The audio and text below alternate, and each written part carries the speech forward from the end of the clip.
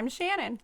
And we're here to talk about marriage and how do we write that? Early expectations of ourselves and our significant other. Well, just, Because you can't use the terms husband and wife anymore because well, that's we'll use not... husband and wife. Okay. Anyways, kind of when you get married, you're young. I mean, and we were 24 Right, but that's still when pretty we young. got married. We were pretty idealized, I And think.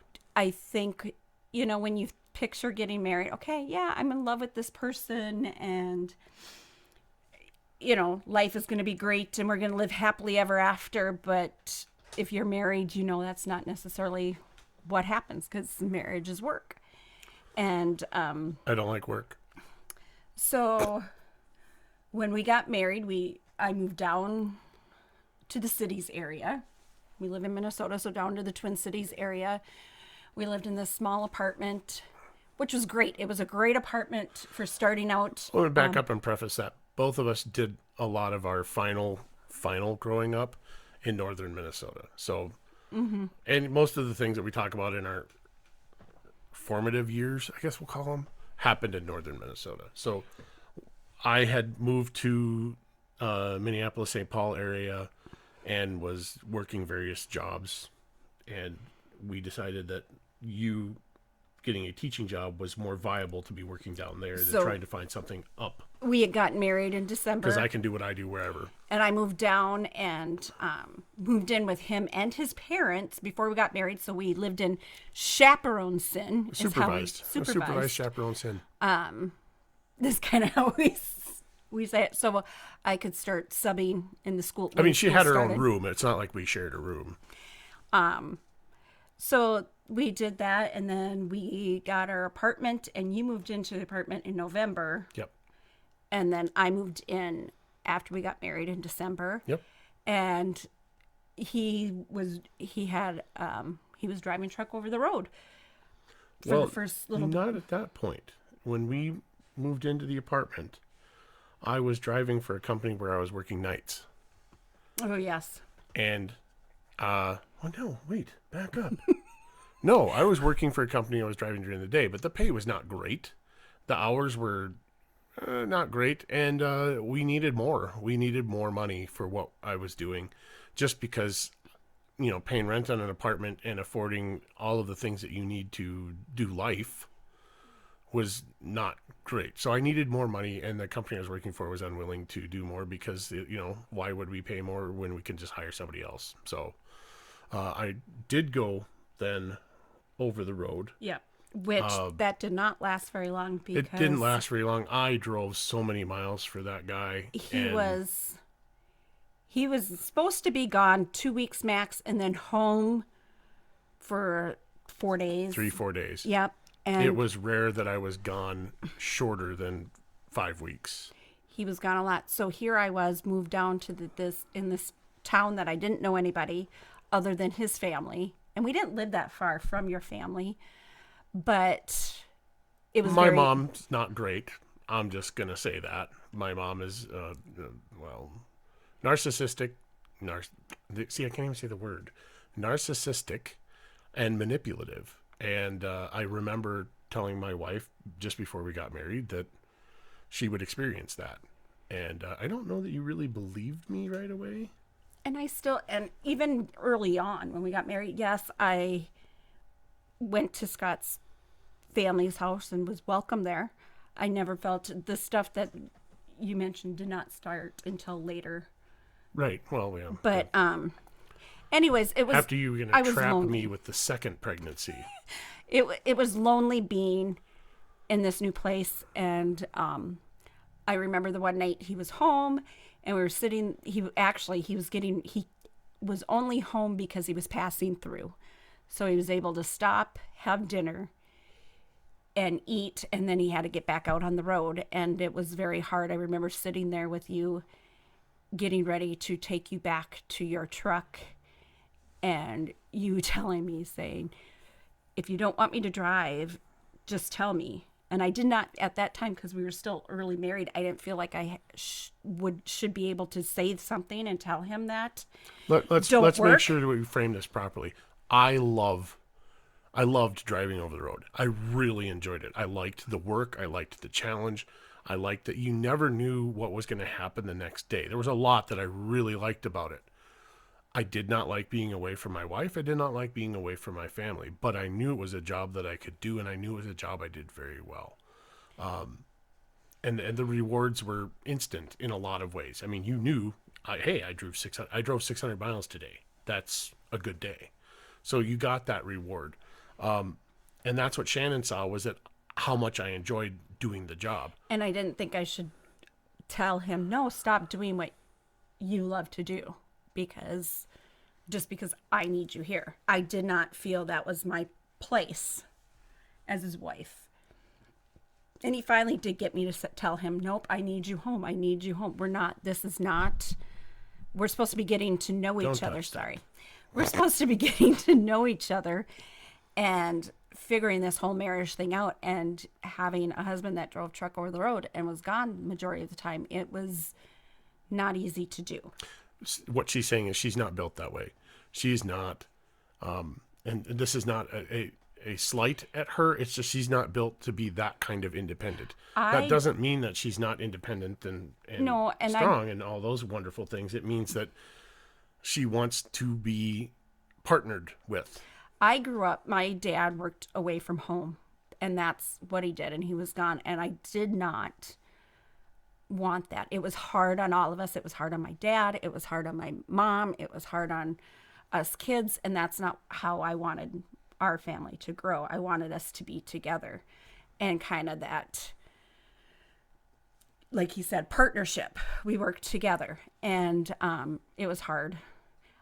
Truck driving, however, and as we share our story, you'll find out, helped us out a lot, because he could fall back on that at various times in our 25 years of being married together. It pulled us out from, where he could fall back onto that when other things did not work out. There were a lot of times, economics, the economy is not necessarily your friend. And there were economy crashes that I knew I could go get a job, and because I kept a good record, I knew I had a job. So that was just the safety net, and it was there. So at that point, our expectation, I wanted us to be together. So he did quit his job driving truck, and then he got a job. That really wasn't much better. I got a job driving truck, which is local. And he was home every day because he worked nights. Right. I started my shift at about 5.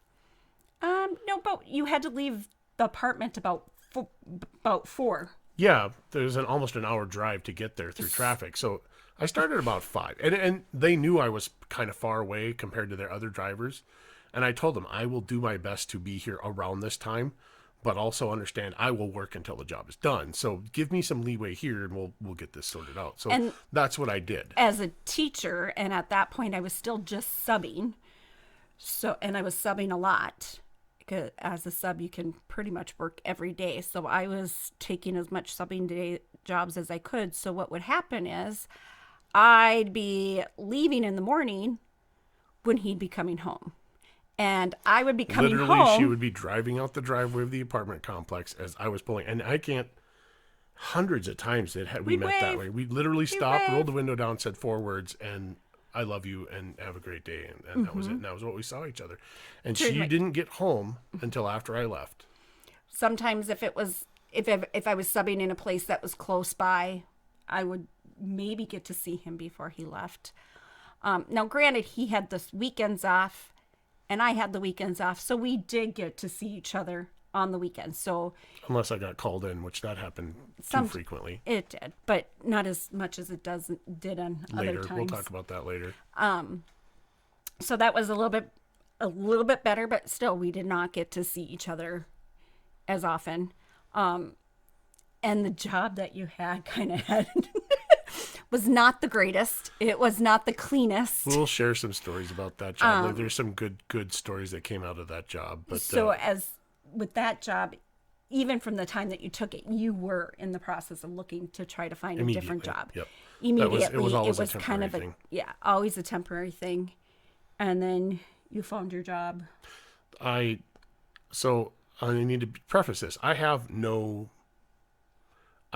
years of a 4-year collegiate degree, which for me was a waste of time, money, and effort. I have no real technical training degree. Everything that I know about equipment, machinery, electronics, computers, everything I read. I learned by doing. I learned by reading. I learned by experimenting myself. From the earliest ages of being like out from underneath my parents' thumb. And what I mean by that is like 10, 12. I was tinkering. Well, I mean, when you're keeping your kids in the house, you want to, you're trying to. When I could go out and really hurt myself, is what I'm saying. I tinkered with stuff. It was lawnmowers, tractors, whatever it was I could get my hands on. I wanted to learn how things worked and what made them work. So, again, a lot of reading, a lot of tinkering and playing You around. know a lot about a lot of stuff. I know stuff. I know a lot of stuff, and I retained it. So I often took. What I was getting at was I did all of the maintenance on our cars except for things that I did not have access to tools to do. So like really heavy suspension work. I didn't have tools to do it. I had a jack and I had wrenches and that was it. And you need more than a jack and a jack stand to do some work. You need to get it up off the ground and anyway. And he had to read about how to do that stuff because that was before Google. Yeah, Google was a thing, but not the internet wasn't really what it is now. There was no YouTube. There wasn't, the car blogs. It just wasn't there yet. So it was the library or books that I purchased, and I read those, and I was a voracious reader. I still am. I will sit down and read textbooks and technical manuals and drive people bananas because they're like, how can you even read that? Well, I find it interesting. So I did fleet maintenance for my family's vehicles. And all of my anybody that was close to me actually got oil changes and tune-ups and all kinds of stuff. They bought the parts. I did the labor for free because I was an idiot and I didn't charge anything because I just liked doing the work. So there's another business opportunity that I never capitalized on. But anyway, I learned later. I learned too late. So I had all of that knowledge and I could translate that into a better paying job with better hours. So that's what I did. I took a job with a nationally recognized rental company and the hours were 7 to 3, 3:30, something like that. Worked much better. It worked much better for us. We had that. We finally had that work life. We had some balance. Have some balance. Yeah, don't touch that. I'm sorry. I'll sit on my hands. No, you don't have to sit on your hands. Just don't touch that. And so that we were kind of getting in a groove, and that was about 2 years, not quite 2 years. That was a year and a half. A year and a half into our marriage. So finding that physical stability to match where we wanted to be emotionally was hard. And I think a lot of what we accomplished there was just feeling each other out and learning. The first 2 years of our marriage were so hard. And it got harder after that for reasons we will talk about next time. So I'm Scott. And I'm Shannon. And this is our video blog thing that we're doing. So we'll see you next time.